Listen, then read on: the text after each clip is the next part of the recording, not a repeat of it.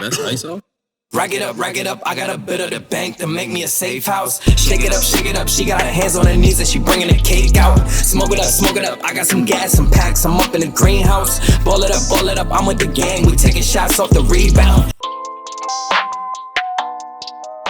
Welcome to Walking Out of Lockdown. Today I have the pleasure of speaking with Max Bosio.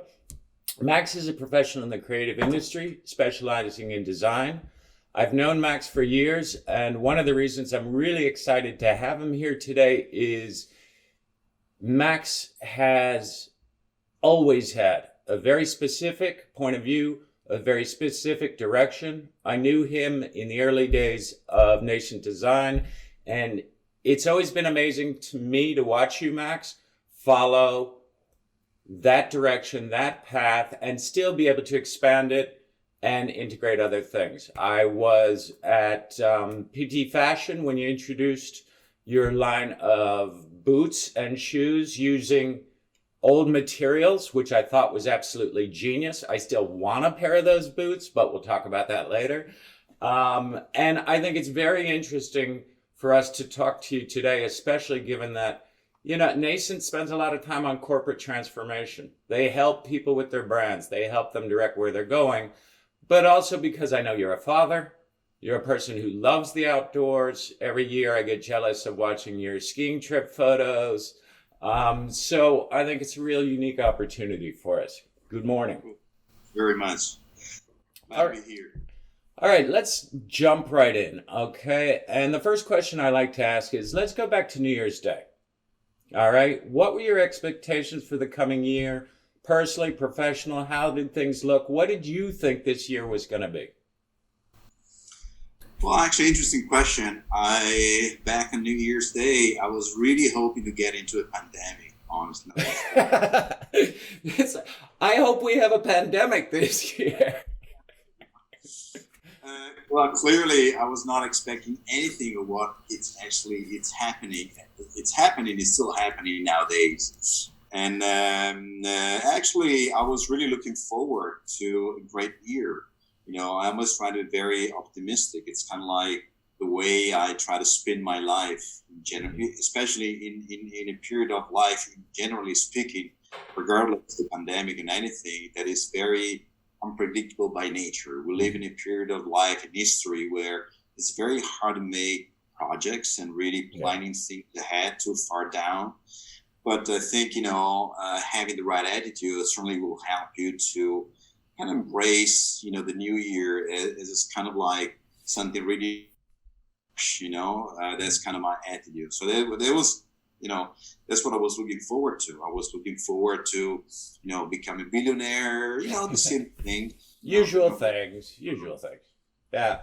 Billionaire, no longer go out late, wake up feeling great every day. Working, you know, enjoy life. Yeah. Right? Everybody dreams about it. Walk into the office and the employees go, oh, thank God you're here. We love working for you, that kind of thing. The normal. Like a normal thing. You know, dreaming is something that nobody can take this kind of dreams out of each one of us away, right?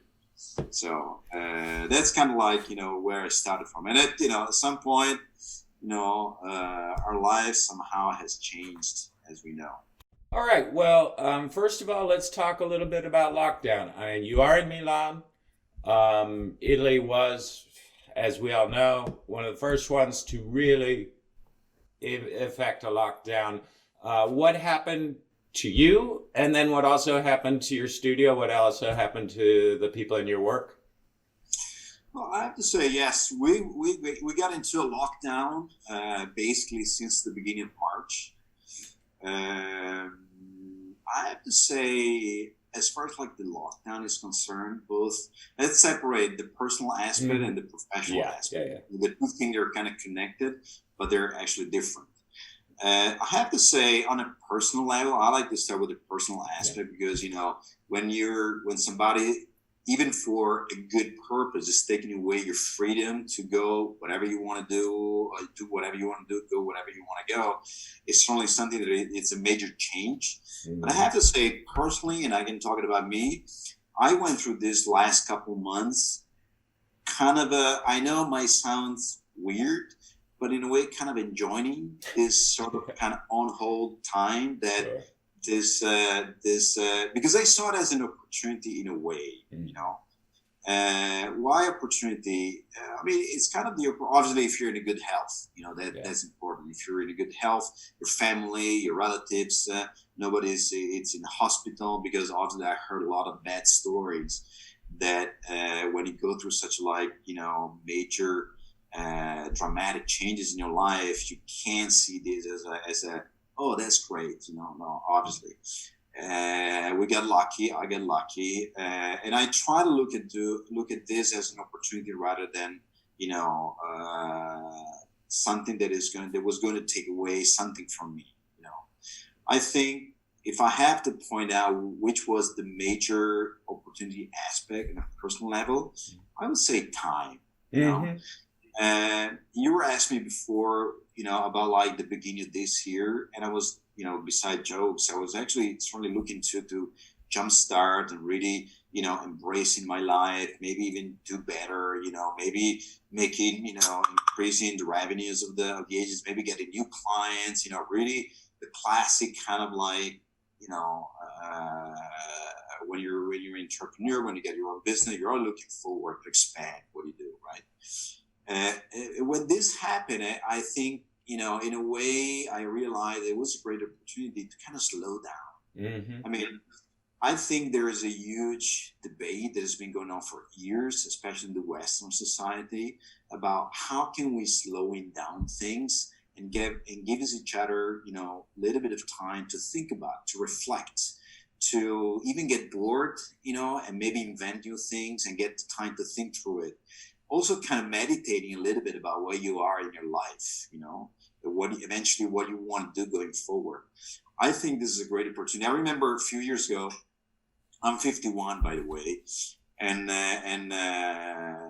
when I turned 50, when I was actually about to turn 50, I kind of made a commitment with myself to, I really want to take this opportunity as a once in a lifetime opportunity to celebrate me turning 50, just giving myself like a sabbatical.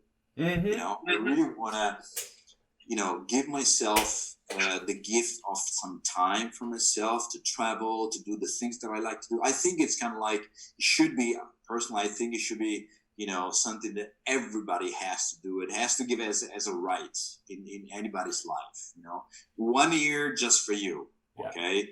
That you can really take the time to do whatever you want to do. You're not going to lose your job. You're not going to go bankrupt. You're still going to have your life, but you still have the time to reflect a little bit about who you are and how you want to move forward.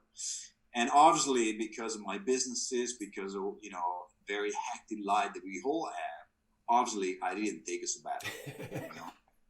Because you get so much tied up into everyday things that you can't really pull out the plug and say, "Hey guys, I'm gonna disappear for a while." So in a way, this was kind of like a little bit of like a forcing everybody to get into a sabbatical, with the advantage that you're not the only one. The whole world is forced to be in a sabbatical, so to speak. Dramatic as we speak, but I think it's always like the way you look at things that can make a difference in terms of things are actually impacting your life. And that's kind of like the way I see things in general. It's more like a sort of like a more Buddhist approach that you can't really go against things. You have to go with the flow of things, accepting things that happen to your life, even at the global scale, and not fighting. I mean, I've seen a lot of people also getting really, at the very beginning, get really either preoccupied, stressed out, which is totally understandable. It's completely understandable, especially someone that may be, risking losing their jobs, and they see their life in a way that is not going, perhaps, or changing the path. But at the same time, you can't fight against these kind of things. You can't really put yourself against such an event that you cannot really control. You have to accept it in a way. You have to find a way to. Yeah, it's interesting that you say it in that way, because I've personally experienced, but I've also been reading a lot, that the first week for so many freelancers was traumatic. almost cataclysmic.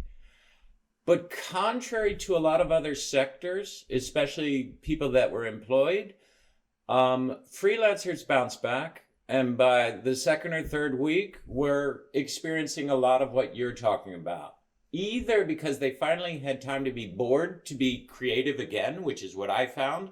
Things that I didn't work on, that I pushed aside because I've got important work to do. Suddenly, I was creating. My mind was writing scripts. I was like, wow, this is great, you know?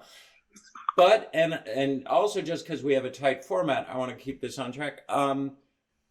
From that, because this is one of the big questions, I think a lot of people have had this experience, positive or negative, but now that lockdown is starting to release, now that we're starting to go out the door, how much of that do you think you're going to be able to retain, or was this a sabbatical and now things go back to the way they were? Well, I don't think our life, both personal and professional, is going to go back to normal as we know, let's say from the beginning of this year. I think also because this whole pandemic is not over. I think it's still happening, you know, and it will be happening in some part of the world regardless, you know. Yeah. Even if we're going to be clean, you know, let's say in a few weeks, we all hope that everything is going to be back to normal in that way. Yeah. We're not going to see people die, but certainly I don't think it's going to go away anytime soon. You know, the consequences in terms of like, you know, the traveling, you know, moving from one country to the other one, that's actually will affect the business, to be honest with you. And I think we also have learned to work also remotely. And we find out that as much as it's important to talk to people, to meet people personally, but there's also a good way to be very efficient also professionally by using these new technologies as we're doing right now. We also got new clients, you know, throughout, you know, during the pandemic. Because also psychologically for our business, we're an agency, we're based in Milan, we don't have offices, we're not a global agency, we don't have offices in New York, London, Berlin.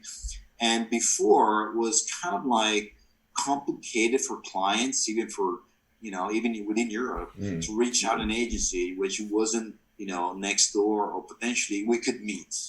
Now we experience the fact that we can run a business. I was running yesterday a workshop with this new client based in New York City, and we were in Milan. And we were like, you know, really running the whole thing as we were in the same room.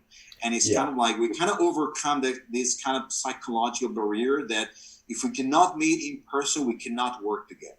You know? It's interesting because there's a real split in this culturally. We just had some press today on the Austrian situation, and over 60% of the people who were home working during lockdown want to keep it. They think it really works. It really works in their life. It frees them up.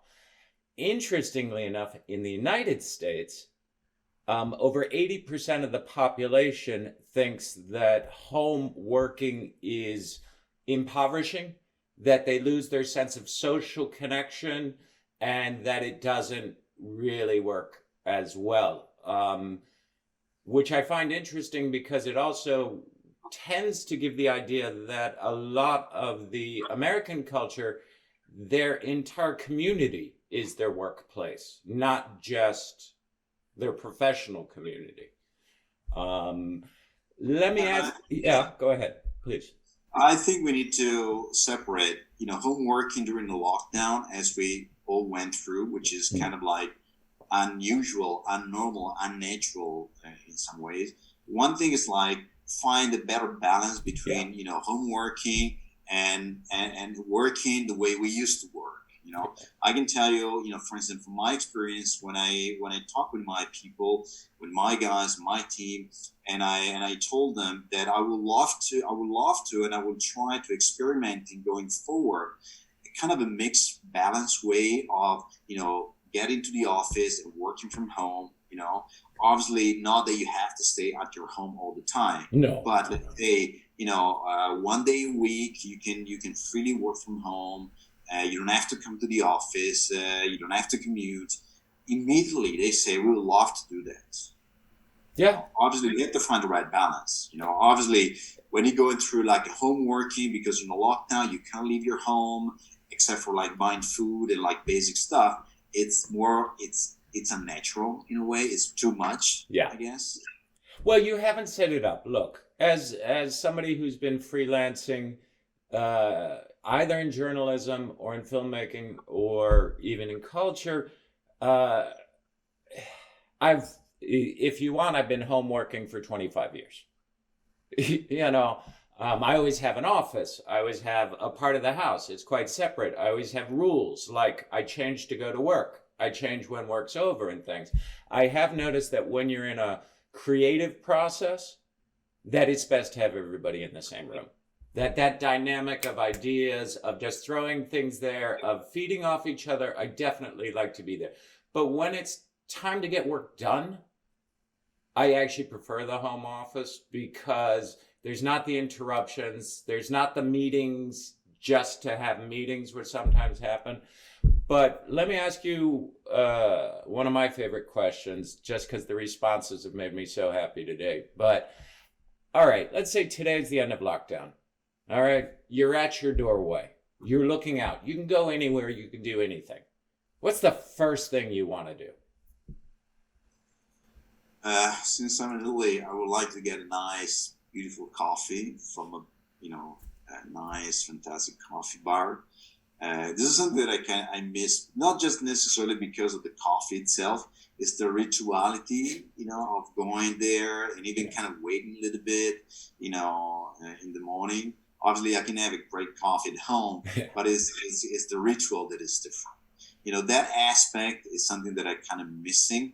And I don't know how and when we can actually experience the same thing. And perhaps, that is one thing that I would love to see it as before, just different. It's just like, walking into a place, taking your coffee in a portable cap, plastic cap. That's something that it's not the same thing. I want to get a ceramic cup. I want to stay on the bar for a few minutes, looking out at the people, looking at how they dressed up. Yeah. Maybe, listen a little bit what they say, exchange a few words with the barista. I mean, that's kind of like, it's also part of how being a social human being, Yeah.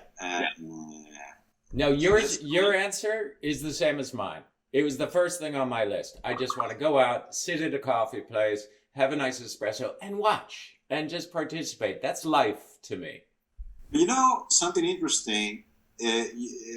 Maybe somebody would say, what would you do? Oh, I would jump on a plane. I will go straight to, I don't know, a beautiful island in the Indian Ocean. No, I think what we also have learned during the lockdown is the appreciation for the most simple, basic things in life that we give for granted very often. Yeah. We think it's like, it's just a cup of coffee. But when something happened like this, you start to appreciate even like a simple cup of coffee could go away in a minute. Yeah, it's very true. Let me ask you, is there anything, looking at today and forward, is there anything that scares you or makes you nervous about lockdown ending? About people trying to go back to normal or going back to normal? Actually, yes. One of the things that we've seen happening during the lockdown, and in a way, it's kind of a positive results. We've seen finally our Earth breathing again, which is kind of an interesting connection between the fact that we're experiencing as a human being a virus which can not make you breathe while the Earth is breathing again. I don't know, it's kind of an interesting connection over there, and so the thing that scares me the most when I hear people, I can't wait to go back to our previous life. I think what happened to us, as bad as it is, it could be also a great opportunity to move forward to a better, a better future, learning something and apply some of the things that we've been forced to go through it, which actually caused some positive impacts. Okay? So the thing that I'm really scared of when I see people, oh, I can't wait to go back to, pollute the world that, in the way that we used to do it before. That's kind of, because also our life, it wasn't that perfect, to be honest with you. And I think it's interesting that a lot of people now, I was reading an article yesterday, I think in the New York Times, a lot of people now, after going through these couple of months of lockdown, they're still seeing, you know what, I don't really want to go back to that normal, there's it's a psychological aspect that start like going through our mind, which it's been studied, it's been researched. I don't remember exactly the name, but it's kind of like a natural thing that you're still like, getting yourself comfortable with the new way of living, So that's kind of the thing that scares me the most. I think we had an opportunity to fix a few things, to change the way we live, to pause for a minute, to look at our life and say, is our life as before was exactly the way we want to live for the rest of our life or not? Perhaps a lot of people are answering, no, that's not the way I want to live my life. Yeah. Okay. So that's the thing that's kind of scares me the most, to be honest with you. Yeah, I can understand it. And I completely agree. I had a moment out in my garden, and my downstairs neighbor is one of these who only talks about chemtrails. Like every time I walk outside, he's showing me the plane trails in the sky. And I don't really care either way because it's not something he can do anything about. So I don't understand the discussion. But I was out there and I was walking and we have fields by us. So we've been quite lucky. I can go walking during the lockdown. And suddenly I had a moment and I looked up at the sky and it was completely blue. It was completely perfect. There was not a single line in the entire sky. And I had a flashback to my childhood. I realized that I had grown up my whole life with this huge, big blue sky over my head that my brain had just forgotten. Had just programmed out that this was normal, always having lines in it. And I must admit, if I can keep this sky, I will do anything I can because it makes such a difference. The lesser noise. This morning I was woken up by workmen and all these things because they're back, and they're just going to do things. All right, let's talk a little bit because we've got very little time left. Let's talk about the future and also the people you're talking to and the companies you're talking to. What is the message that they should be promoting, or what is the right message, I guess, for brands, for corporates moving forward, do you think? Well, I think companies, probably the last thing that they should do is to embrace in fear, fear for the future. And companies in general, corporations, they tend to, in uncertainty time, they tend to close themselves, kind of create a barrier around themselves and protect themselves, and stop investing on any project they don't think is relevant. Mm-hmm. Typically are those projects that could affect like their people within the company, or developing aspect, like so there's a soft aspects, intangible assets within the company, even like their brand, intangible aspects. But when I say intangible, I don't mean necessarily their brand. Even like their people is tangible, but it's intangible at the same time. It's kind of fragile community that they have to protect. So my suggestion for any company would be, I think this is the time that you have to be courageous. Of course, if you can, if you've been hit really badly because you're losing 50% of your turnover because of the pandemic, I mean, obviously you can't be so positive, but still, I think the company that will go through this and they will be even stronger are those one are actually capable to put in place a very, positive vision and approach, regardless what's happened and what's going on and what will happen. Because I think from a business point of view, and I would say maybe here and perhaps even the rest of the world, I think, just like a tsunami is not the first wave will make, the huge disaster, is the second wave that comes out of that.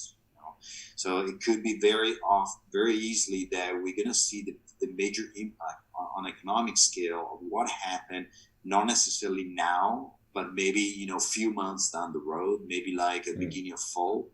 And I'm expecting that it could be even for us, which we were a small business. I'm expecting that we could see, you know, not necessarily positive lookouts, you know, business-wise. Maybe, you know, clients pulling out businesses, cutting budgets and stuff like that. But still, we all have to be positive as an attitude. We all have to looking forward and think about that we can certainly go over this. And it's not just this rhetoric of like andrà tutto bene, everything's gonna be great. That's not what I'm talking about. It's more about like really, you know, believing that this is actually the time to do things. Just like when you go, you know, when a war ends, you're not gonna stay there and crying all the time because you went through a war. You know, you got roll up your sleeves and do things, you know, and try to rebuild, you know, whatever need to be rebuilt, you know. So I think that's the right time. That's the right message. I think that eventually I would spread for any businesses, you know, really trying to don't stay there and think about what happened, but just look forward, what could happen, you know. That's fantastic. In fact, that's a perfect way to wrap up our interview. Anything else you'd like to add, Max? Well, actually, no. I think it was great to be here, and thank you for having me and to share my thoughts. I hope somehow this could be helpful for other people as well. And looking forward to talk to you, Mark, again very soon. Yeah, well, hopefully when the borders open up, the idea is this is the first phase. The idea is the second phase, which is literally walking out of lockdown, where my hope is to, by foot, by public transport, travel through Italy, reconnecting, going through the south of France, going through Spain, ending up in Portugal, to really see how people on the ground, both, you know, tourism sectors, cultural sectors, artisan sectors, some of the sustainability projects that were going so well, or even some of the cultural tourism projects, where they are and how things are for people. I believe we have a situation where we're going to be we're going to need this kind of coverage, because the major media channels are all going for the global stories, the big stories. The locals are just going to be doing their own stories, kind of andrà tutto bene, or for the population, but we're going to be missing a lot of information. And that's why I'm reaching out to as many people as I know to get a real, you know, survey, if you like, starting survey of the situation, where people feel. And then I'm hoping to, you know, visit you in Milan, and we can, on the ground, look at a few things and really talk through some things. Yeah, you're welcome. Anytime you want, Mark. Okay, I would love it. Thanks a lot for your time. I appreciate it, Max. No problem. Thank you for reaching me out. And stay safe. You stay safe, and let's hope the next wave doesn't come soon. Give me time, you know. Bye-bye. Bye. Ciao, Mark. Ciao. Rack it up, I got a bit of the bank to make me a safe house. Shake it up, she got her hands on her knees and she bringing the cake out. Smoke it up, I got some gas, some packs, I'm up in the greenhouse. Ball it up, I'm with the gang, we taking shots off the rebound.